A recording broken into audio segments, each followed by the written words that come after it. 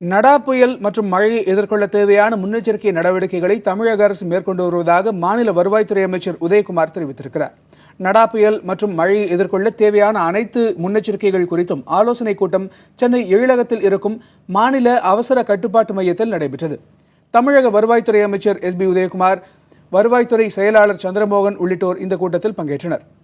பின்னர் செய்தியாளர்கள் மத்தியில் பேசிய அமைச்சர், புயலை எதிர்கொள்ள தேவையான முன்னெச்சரிக்கை நடவடிக்கைகள் குறித்து மாவட்ட நிர்வாகங்களுக்கு அறிவுறுத்தப்பட்டிருப்பதாக தெரிவித்தார். நாங்கள் ரெகுலராக 32 ரெவன்யூ டிஸ்ட்ரிக்ட்ஸும் பர்டிகுலராக 13 நம்ம கோஸ்டல் டிஸ்ட்ரிக்ட்ஸையும் தொடர் 24 மணி நேர தொடர் கண்காணிப்பில் நம்ம இருப்போம். ஸோ மாவட்ட நிர்வாகம் தயார் நிலையில் இருக்குது. எந்த மாதிரி புயல் காற்று வந்தாலும் சரி, மழை வந்தாலும் சரி, தயார் நிலையில் இருக்கிறாங்க.